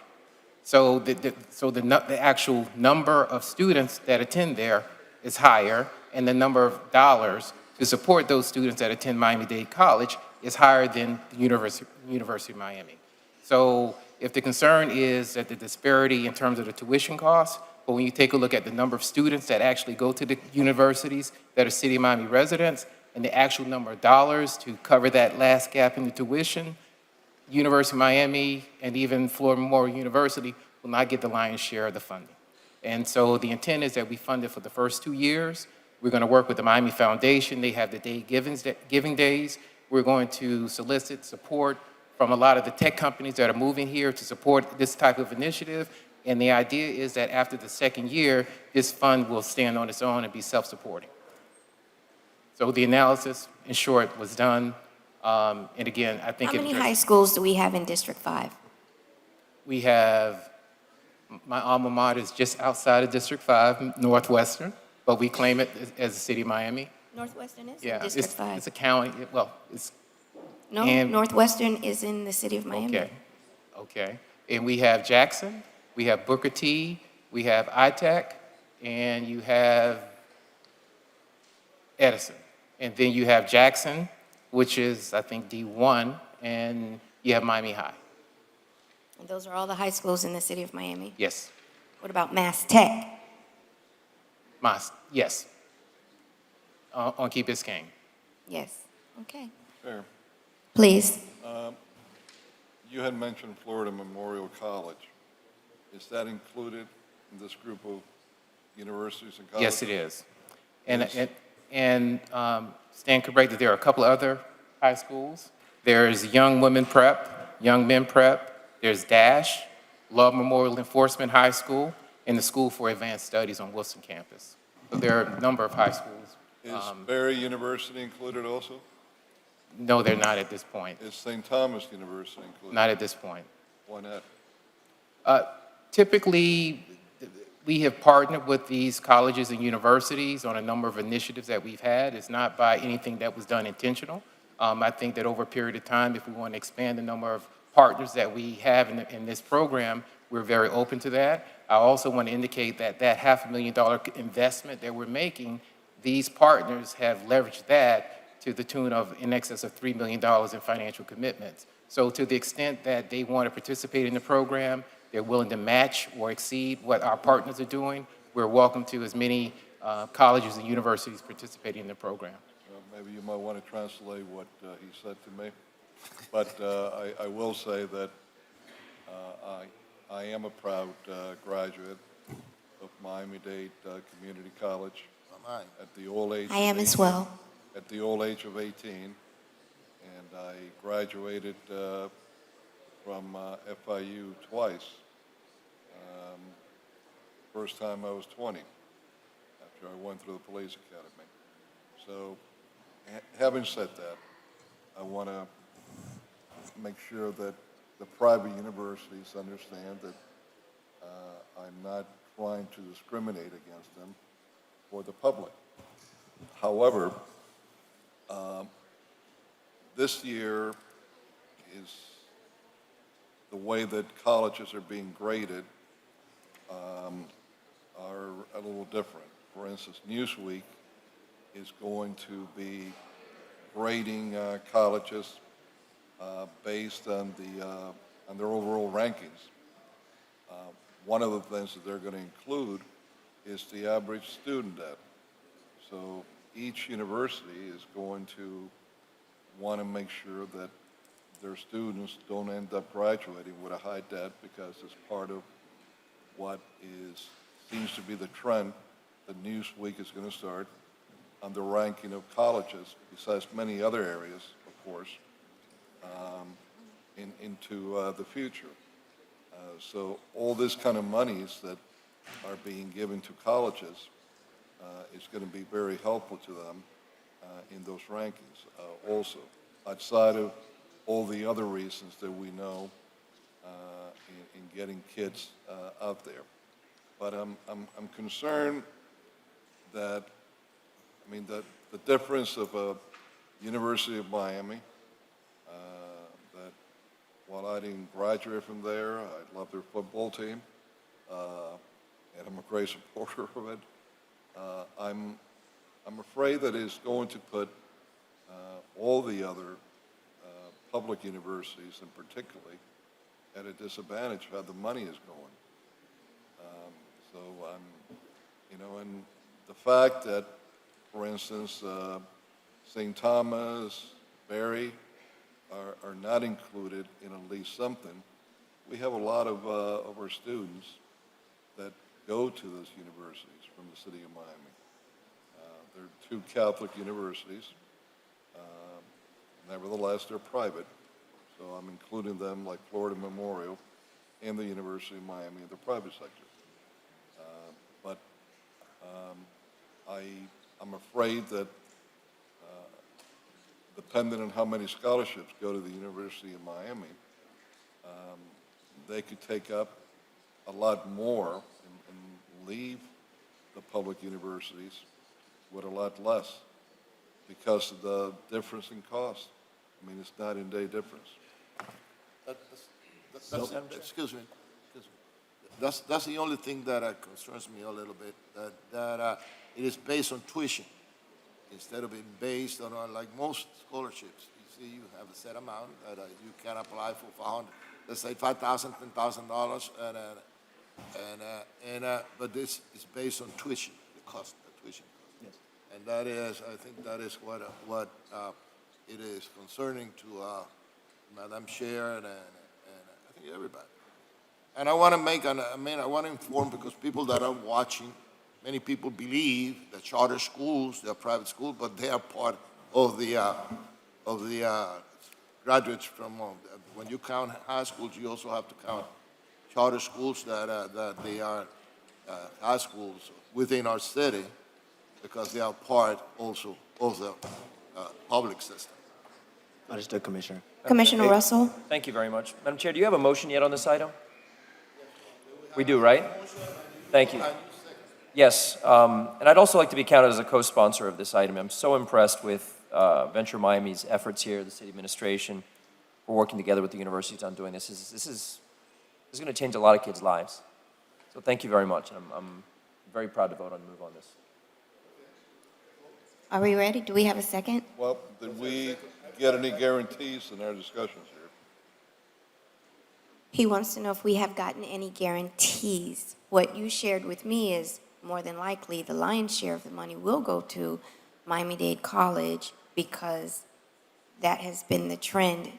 I'm wondering if we need to do like a minimum man for each district for scholarships. Commissioner, if you mind, I would like to give some time to my colleague who can explain the analysis a little bit more clearly to make sure that you all are comfortable with the idea of what we're putting forward as an analysis for how the breakdown would actually work out. I want to also stress, and I'm not putting anybody down, that the requirements for different schools is totally different. You see, we have the Miami-Dade, we'll accept more people, more students, particularly students from areas as Lily Havana, Lily City, and all of those. And then getting to the University of Miami, the requirements are substantially higher than it is to get into FIU, you see. So I don't think that maybe we're not going to get so many people trying to go to University of Miami for our neighborhood. Bottom line is, we're lucky to have so many So many, outstanding, that's fine institutions of higher learning in Miami. And I think that says a lot for our county and our cities. This is a great program, and I'm proud to be part of it. I'm also Miami-Dade Community College product. And if it hadn't been for Miami-Dade, I would have not been able to go to UF and get a master's. And everything started in Miami-Dade. And I'm real proud of any assistance, any help we can give to our. And as a former teacher, any assistance that we can provide, you can count me on. Count me in. Okay? Madam President, he's trying out for a commercial, so hope you were listening. What do you mean a commercial? Are we ready? Promoting Miami-Dade College. No, I'm promoting all institutions. What I'm saying is the truth. And I'm not the only one that in my generation that benefited from Miami-Dade the way that we did. At the time, there was no FIU. When I went to school, there was no FIU. It was either you go to the University of Miami or Barry College. That's it. And I couldn't get into any one of them, but I got into Miami-Dade, and because I wasn't, my mind was not in school until I became a little older. And so I got into Miami-Dade. I graduated from Miami-Dade, and I transferred to the University of Florida, and I got a master, went all the way into my master in economics. And it was because of Miami-Dade. I wouldn't been able to do that. Now we have more institutions that it will ease the need for Miami-Dade, but it's a great college, and yes, I'm promoting Miami-Dade as well as I'm promoting every single institution. And I believe that we have to do whatever we can to keep our students local, keep them local, you see? And I did advise my students that do anything that is possible in order for them to get a degree without a substantial debt. Yeah. So are we ready? Do we have Yes, a we are motion and ready. a second? We're ready. Are we ready? All in favor? Aye. Motion carries. Congratulations. Thank you for the work that you do. I look forward to many of the students in District 5 taking advantage of this opportunity. Thank you for coming. Thank you, Commissioners. And Chair, just for the record, that is as is with no amendments. No. At this time, we are going to take a short recess. We will resume in 30 minutes.